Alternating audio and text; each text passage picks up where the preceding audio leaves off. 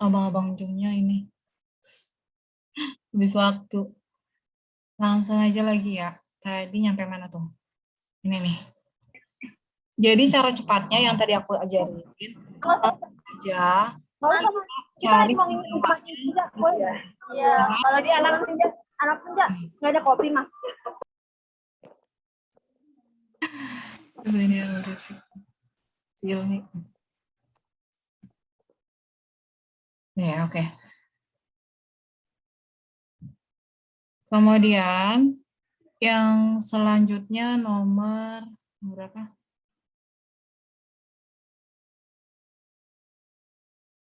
Nomor 10. Nomor 10, bentuk struktur yang sesuai untuk senyawa PCl5. Senyawanya itu PCl5. Cara cepat aja ya.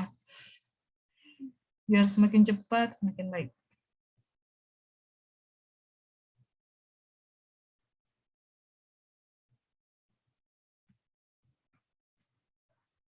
Nih, kan ada nih di sini kan. PCl5.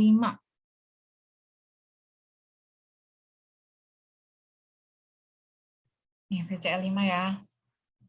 PCl5, dia itu bentuknya itu AX5.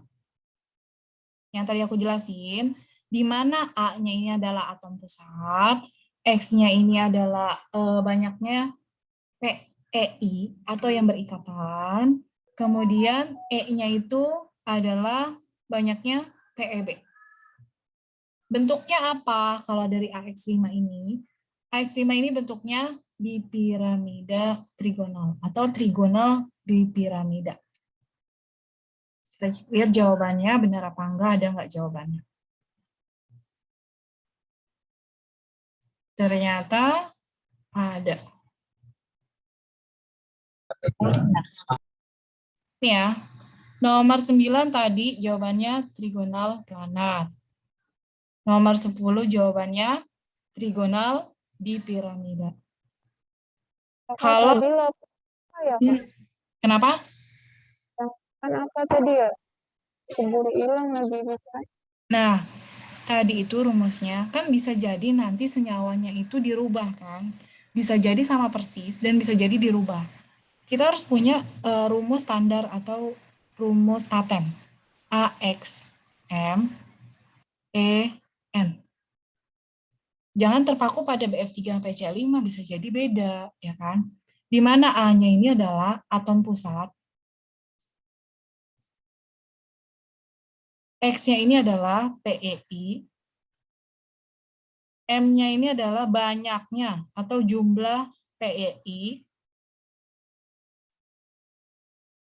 E-nya ini apa? PEB, N-nya ini adalah banyaknya PEB. Gampang kan? Karena kalau kita terpacu pada senyawa ini aja, ternyata nanti yang keluar beda. Kita terkecoh. Makanya jangan diapalin jawabannya, tapi diapalin soalnya dan jawabannya. Gimana cara ngitungnya? BF3, berarti kan B-nya itu sebagai atom pusat, F-nya ada 3 kan. F. Ini kan berarti kan. Atau kebalikannya. Sebentar.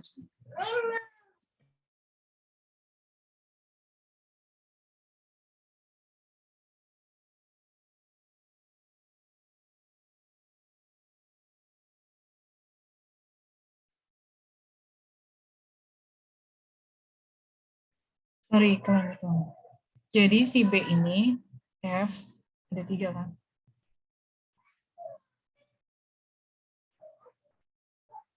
Dimana ikatannya kan begini kan. Membentuk segitiga kan.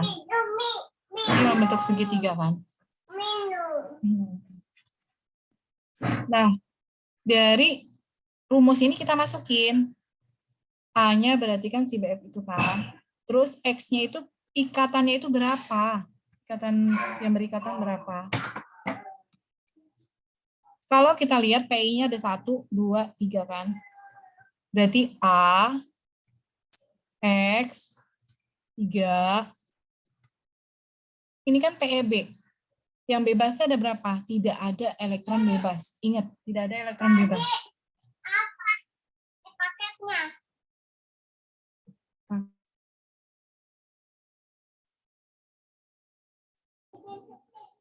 Karena tidak ada PEB-nya, berarti kan N-nya 0. Berarti E-nya tidak ada. Berarti dia rumusnya AX3. AX3 ini kemudian kita lihat di struktur geometri. Dipakai. Struktur geometrinya yang mana? Struktur geometrinya yang tadi. Ini.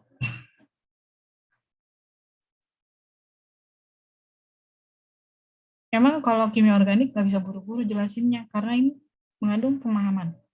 Kalau kita nggak paham, nggak kuat dasarnya. Nih, si AX3. Tadi kan kita berdasarkan rumus yang tadi, kita dapat ini kan, AX3. Bentuknya kayak gini kan tadi ikatannya, terus senyawanya BF3. Jadi dia bentuknya apa? Dia bentuknya trigonal planar. Yang PCl5 bagaimana? PCl5 juga sama aja. Pakai rumus yang tadi. AXM, EN. Pokoknya rumusnya udah paten. Mau nanti senyawanya dirubah-rubah, sama aja. Kita udah punya caranya, udah tahu. Oke. Terus pengen pelan-pelan, tapi nanti nggak keburu ini. Selanjutnya senyawa polar.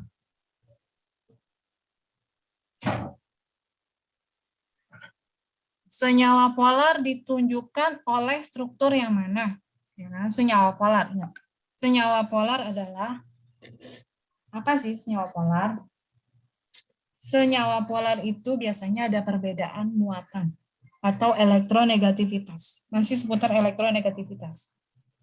Senyawa polar itu biasanya yang unsur-unsur atau atom-atom yang punyai elektronegativitas tinggi. Elektronegativitas tinggi itu biasanya dia itu golongan 7A. Senyawa polar yaitu memiliki nilai elektronegativitas tinggi.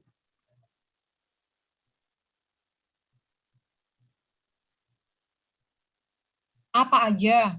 Biasanya dia golongan 7. Contohnya N, O, F. Ini diapalin ya. Kalau bisa di luar kepala. Atau golongan 7 yang lainnya. Misalnya Cl, Br. Kalau ada unsur ini, otomatis dia senyawa polar. Kalau Bu Ika itu, dia dikategorikan yang punya banyak PEB. Nah, ada titik-titiknya tuh. Kalau N, titik-titiknya kan banyak gitu kan. N itu apa ya, 5 golongan gitu. N itu kan golongan 5 kan.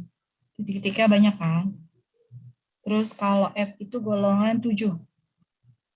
Nih, ada titik-titik kayak gini tuh. Itu senyawa polar. Atau semakin banyak titiknya, semakin polar suatu senyawa. Oke, di sini udah ngerti kan? Kemudian kita langsung ke soalnya. Nomor 1.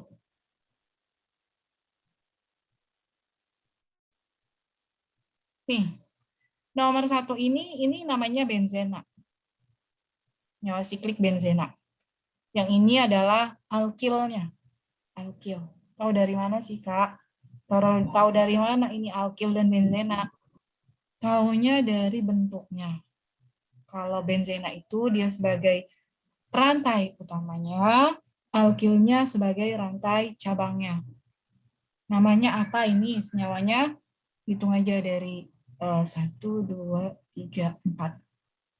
1, karena ini C-nya ada 2, jadi 1 posisinya di sini ya dia, dan 4 di etil benzena.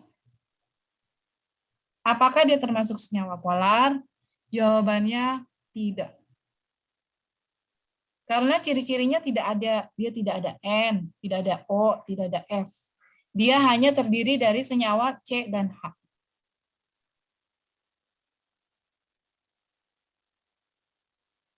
Ini C, CH semuanya.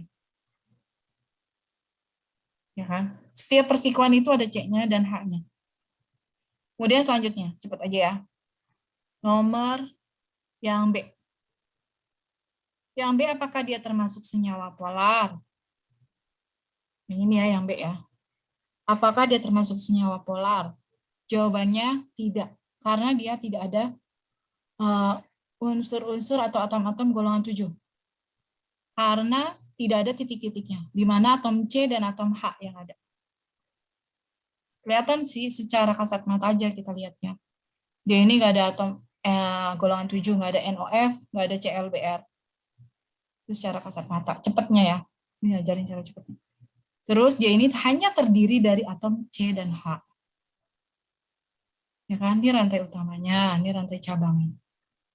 Ini namanya alkena, ada rangkap 2. Nggak usah satu-satu, kita nggak usah jelasin. Langsung aja ya. Yang selanjutnya yang C. Nah, yang C juga sama ya. Yang C hampir sama dengan yang A. Dia tidak ada golongan 7-nya. Dia hanya terdiri dari unsur C dan unsur hidrogen. Yang artinya dia bukan senyawa polar. Terus yang D. Yang D udah kelihatan banget kan, yang D. Yang D ini ada unsur O, ada unsur N. Di mana O itu dia itu senyawa golongan 6 kan. Golongan 6. Berarti dia ada tangannya, ada yang PeB-nya atau elektron bebasnya ada banyak. Tapi dia nggak digambar. Berarti kita yang harus hitung sendiri. Golongan 6. Sedangkan N itu golongan 5.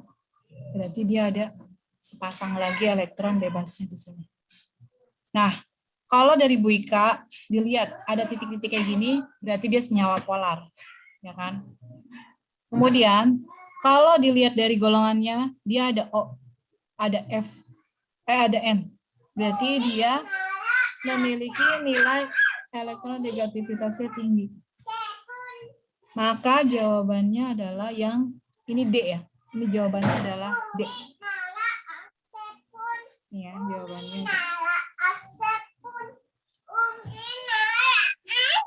Iya.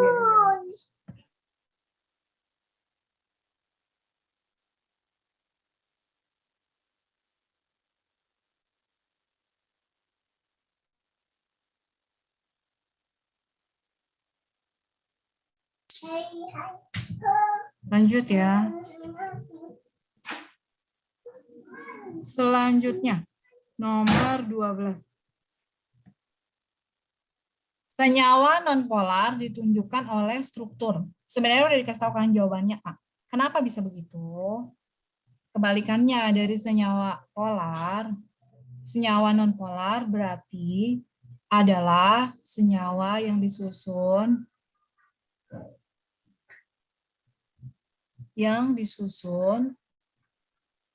oleh atom C dan H. Senyawa nonpolar. Nih, kan kita lihat aja nih, kan? Yang ini ada O-nya, ini ada S-nya, ini ada N-nya, ini ada Cl-nya. Berarti bukan semua kan, kecuali yang A. Jadi jawabannya adalah A. Karena dia terdiri dari atom C dan H. Ya kan? Cek.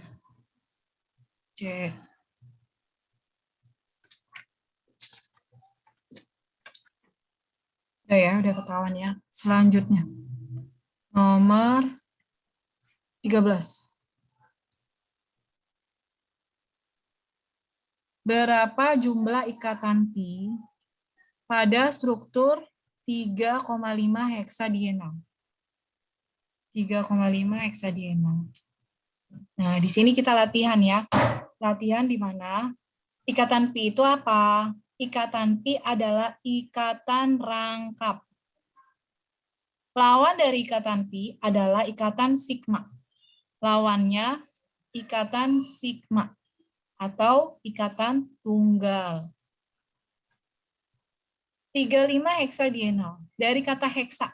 Heksa artinya dia itu 6. Berarti kita gambar dulu. Ujung-ujungnya kita gambar lagi.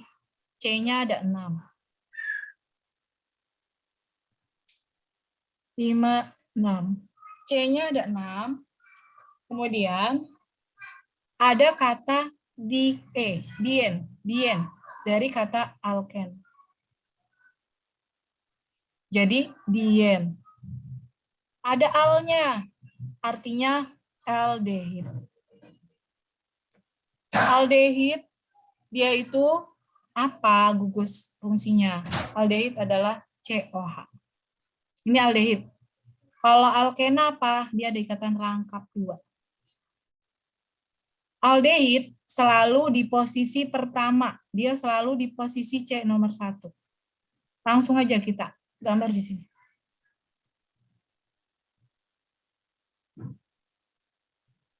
Ini aldehid. Ya kan?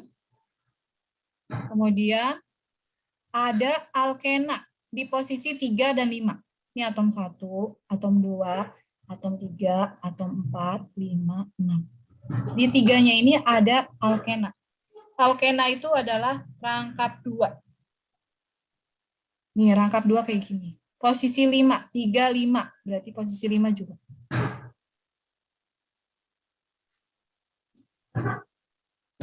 Selanjutnya kita lengkapin aja H.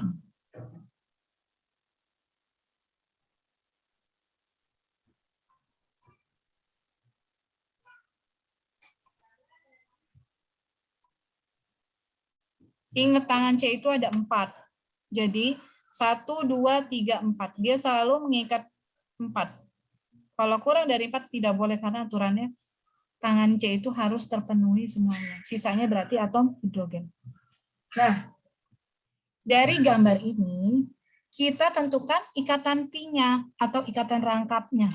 Ada berapa ikatan rangkapnya? 1 punyanya aldehid. 2 punyanya alkena. 3. Jadi kata rangkapnya ada 3. Jawabannya adalah D.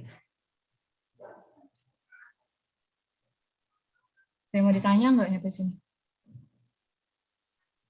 Mau aku hapus?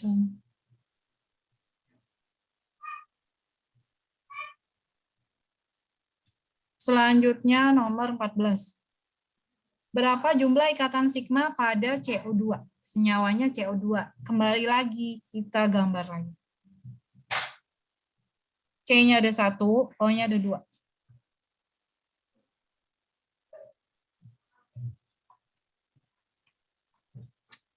Ikatan sigma yang tadi aku jelasin adalah ikatan tunggal. Lawannya adalah tadi ikatan pi. Pada senyawa CO2, di mana atom C itu elektron valensinya ada 6. C itu ada 4, elektron valensinya ada 6. Kan? Nah, yang ditanya, ini kan udah kita gambarkan, CO2 kan. Berapa jumlah ikatan sigma pada CO2? Berapa ikatan tunggalnya? Ada nggak ikatan tunggal di sini? Nggak ada kan? Berarti jawabannya ikatan tunggalnya adalah 0. Atau tidak ada. Jawabannya adalah A. Nomor 14 jawabannya A. Selanjutnya, nomor 15. Isomer cis ditunjukkan oleh gambar. Cis, ingat ada cis, ada trans. Cis itu artinya adalah sebidang. Cis, sebidang. Ini aku ngapalinnya selalu kayak gini sih. Cis sebidang, cis sebidang. Nah, bayangin aja kita itu lagi baterai aku.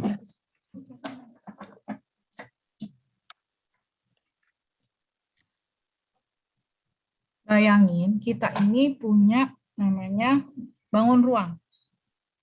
Aku gambar kubus dulu ya. Kita punya kubus.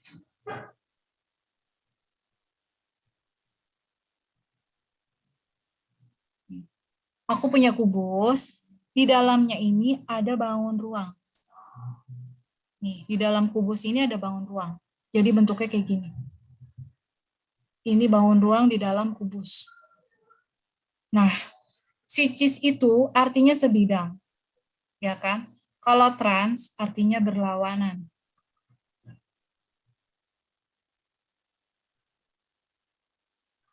Nah, si cis itu anggap aja dia itu di atas sini. Sejajarnya di atas sini, si CL.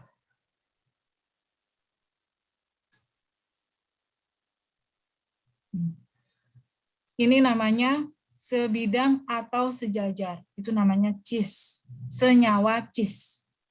Atau bisa juga dia di bawah, kebalikannya. Yaitu ada di bawah sini CL. Ini cis juga. Namanya isomer cis. Sama-sama sejajar. Bisa ada dua kemungkinan, bisa di atas, bisa di bawah. Itu isomer cis. Kemudian yang kedua isomer trans. Yang tadi si bangun ruang yang aku punya itu, yang aku punya bangun ruang kan. Nah, dia itu ini bagian atas, yang ini bagian bawah ya. Bagian atas, bagian bawah berikatan. Nah, dia itu kalau yang trans dia berlawanan. Yang ini berlawanan. Dia namanya trans. Namanya isomer trans. Tapi ini yang ditanyain adalah isomer cis. Ditunjukkan oleh gambar yang mana? Kalau ini bukan kan? Kalau ini jawabannya trans. Berarti bukan cis.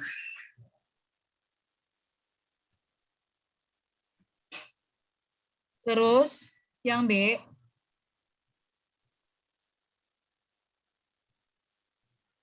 Dia juga bukan karena dia begini posisinya. Ini bukan isomer. Bukan isomer cis. Terus yang apa ini? Yang C juga bukan. Dia bukan isomer cis.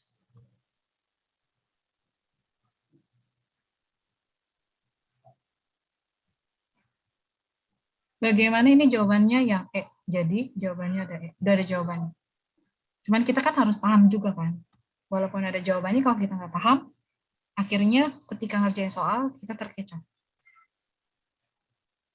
Suara aku jelas kan ya? Yang tadi aku bilang. Sejajar. Jawabannya adalah isomer cis.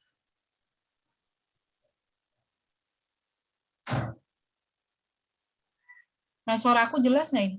Kadang-kadang speaker aku suka, mic aku suka error. Jelas kok, Bu. Jelas. Selanjutnya ya, berarti kita ke nomor 16. Senyawa ini memiliki rumus umum CnH2n plus 1. Jika atom karbonnya sebanyak 4, namanya N-butil. Jadi kita apalin dulu rumus dari senyawa yang ada di sini. Alkana rumusnya itu CnH2n plus 2. Bisa aja nanti soalnya dirubah ya kan, dia bukan plus 1, jadi plus 2. Maka dari itu, kita kalau ngapalin jawaban, jangan jawabannya, tapi soalnya dan jawabannya. Ini alkana. Kalau alkena, CnH2n. Kalau alkuna, CnH2n minus 2. Kalau alkil, CnH2n plus 1. Ini alkil. Jadi sesuai dengan soal ini, jawabannya adalah alkil. Atau kita lihat dari penamaannya. Namanya juga butil kan? Ada il-ilnya, berarti dia alkil. Bisa dari rumus, bisa dari penamaannya. Kalau siklis, dia biasanya ngikut alkena, CnH2n. Atau CnHn. Di mana N-nya ini adalah catatan. N adalah banyaknya atom C.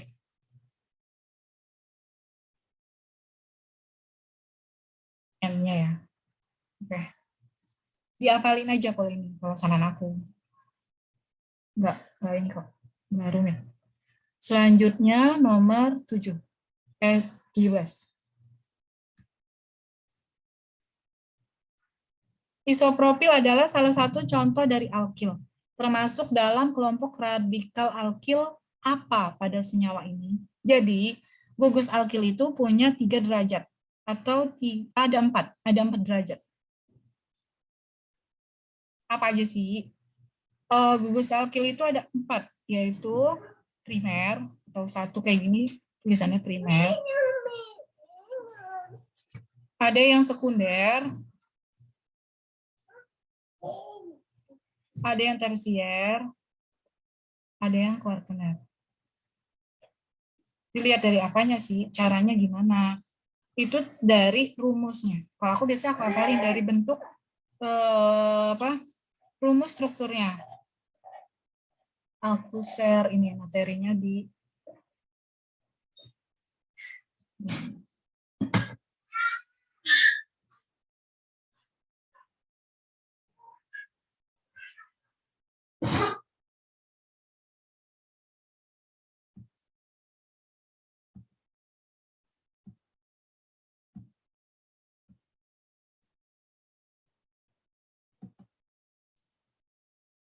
Udah kelihatan ya?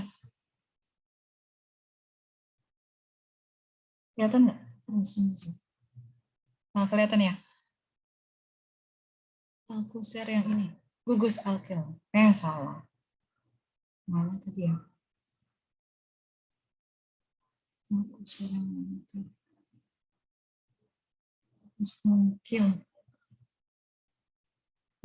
Aku share yang gugus alkil. Nih, jadi gugus alkil itu ada yang primer, sekunder, tersier, dan kuartener. Tergantung dari bentuknya. Nih. Ya kan? Ini yang sekunder, ini yang tersier, ini yang kuartener. Nah, kalau yang tadi itu, dia itu kan isopropil. Isopropil itu, dia termasuk yang mana? Jadi, si isopropil itu, kan dia bentuknya itu CH3 kan? Terus ini C, ini H, ini CH3. Apa nih? Oh, berubah.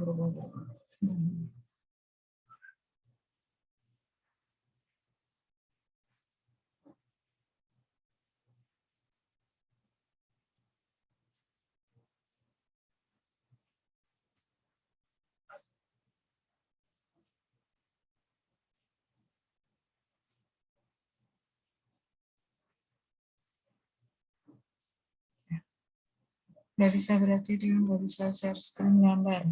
Susah. Jadi, si CH3, C, ini H, ini CH3, di mana di sini adalah rantai utamanya,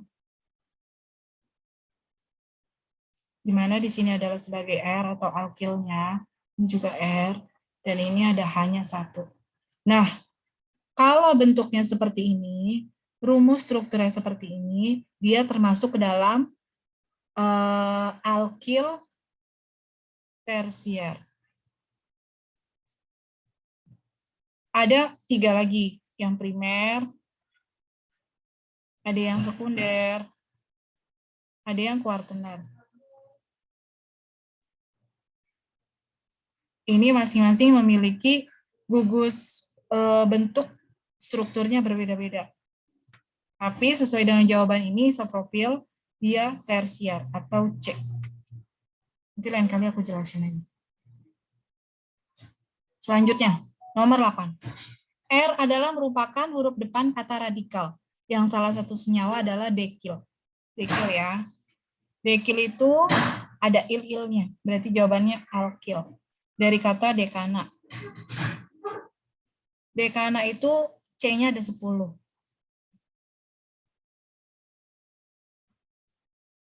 Dari kata dekana, C-nya ada 10. Yaitu jadi dekil. Dekil ini bukan dekil ya, bukan kotor. Tapi dia senyawa alkil. Kemudian nomor 19.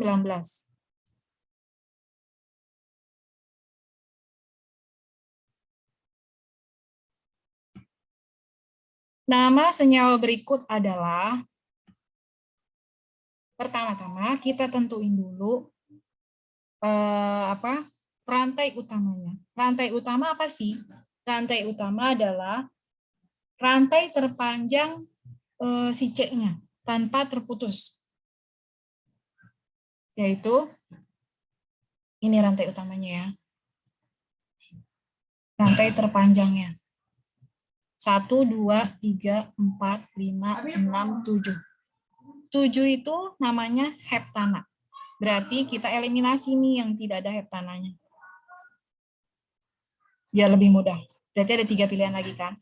Kemudian, setelah kita tentuin rantai utamanya, kita tentuin rantai cabangnya. Ini rantai cabangnya. Ada di nomor 2 dan nomor 4. Ya kan? Yang nomor 2 ini namanya metil, karena dia C-nya 1. Yang nomor 4 ini namanya etil. Dari penamaan ini, kita eliminasi lagi nih. Nih, yang ini eliminasi karena dia metil dua-duanya. Terus kemudian, ini juga kita eliminasi lagi. Akhirnya kita jawaban dapat yang E. Benar nggak 4 etil 2 metil? 4 etil 2 metil heptana. Betul ya?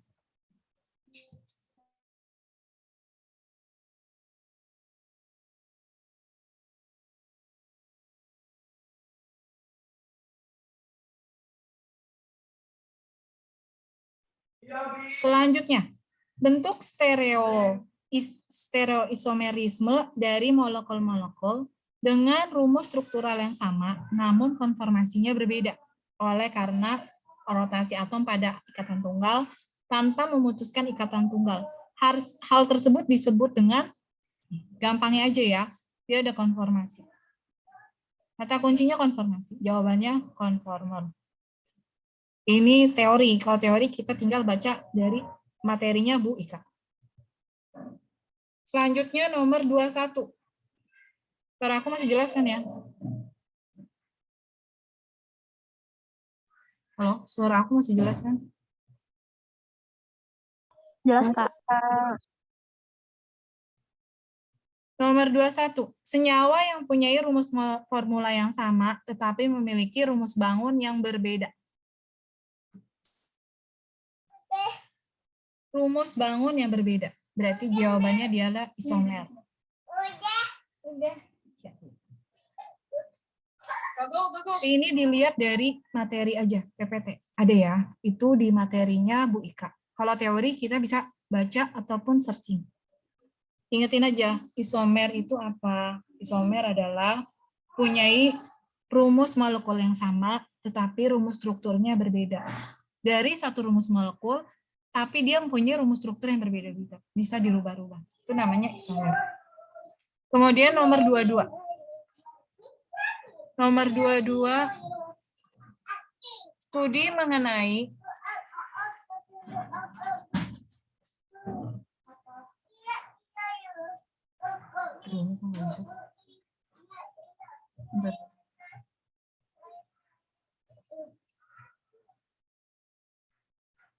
suara aku masih jelas kan ya? Masih, Kak. Sebentar ya, nggak bisa diturunin suara. Aku bacain aja ya, ini ngehang ininya. Waktunya tinggal 5 menit.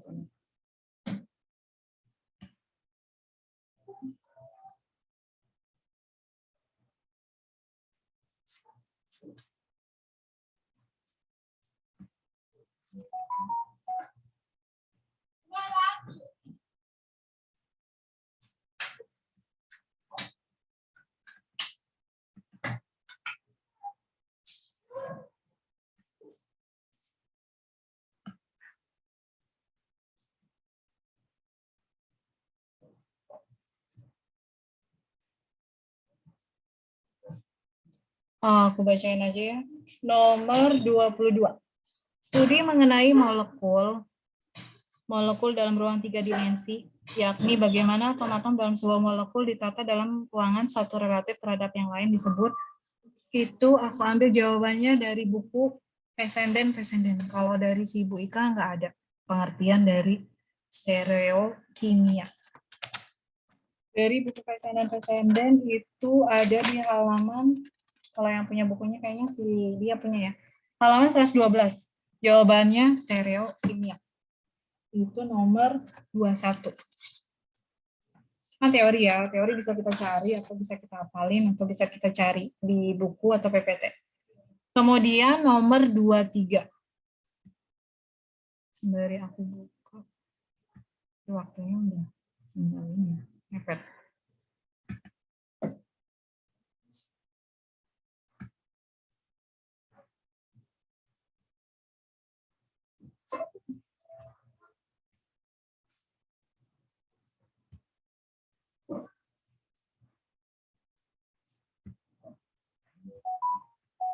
Selanjutnya nomor 23.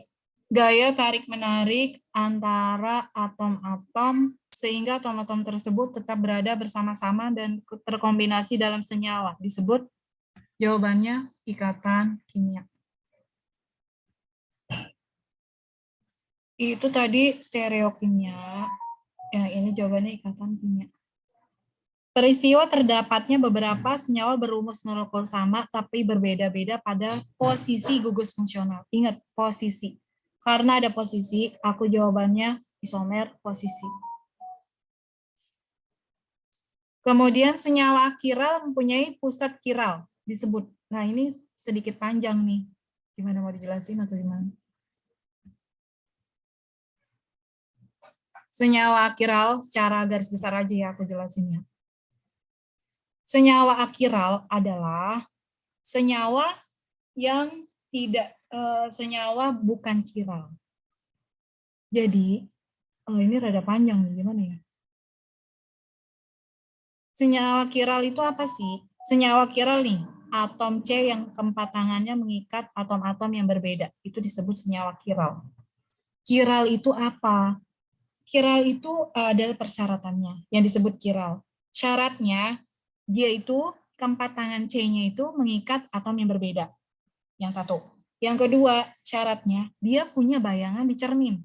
Misalnya ada molekul, suatu molekul ya. Dia itu ketika dicerminkan, dia itu punya bayangan. Atau misalnya punya sendal kiri dengan sendal kanan. Ketika ditempelin di cermin, dia itu menempel atau dihubungkan tangan kiri dengan tangan kanan, itu pencerminannya itu sama persis. Itu senyawa kiral. Dan yang ketiga, dia itu superimposable. Tidak bisa ditindih atau tidak bisa dihimpit. Kayak tangan kanan sama tangan kiri, kalau dicerminkan, dia menyatu. Tapi ketika ditindih, sama-sama menghadap ke atas, tangan kiri ditumpuk sama tangan kanan, nggak ketemu. Jempolnya ketemu sama kelingking, jempol yang kanan ketemu sama kelingking yang kiri. Itu namanya superimposable. Itu namanya kiral. Selanjutnya, senyawa akiral yang mempunyai pusat kiral disebut senyawa meso. Kalian bisa searching sendiri sih nanti. Cuma namanya penjelasannya lumayan panjang. Waktunya tinggal 1 menit. Atau mau dilanjut nanti aja ya? Bagaimana? Karena penjelasannya nggak bisa putus. Jadi, senyawa meso adalah senyawa akiral yang mempunyai pusat kiral. Pasti belum punya gambaran kan? Kayak gimana sih gambarannya? Tangannya ini berbeda semuanya, dia mengikatnya. Ini misalnya dia mengikat si C lagi, dan yang ini mengikat A. Saya mengikat Cl. Jadi ini senyawa pusatnya itu mengikat 4 atom yang berbeda, disebut C kiral.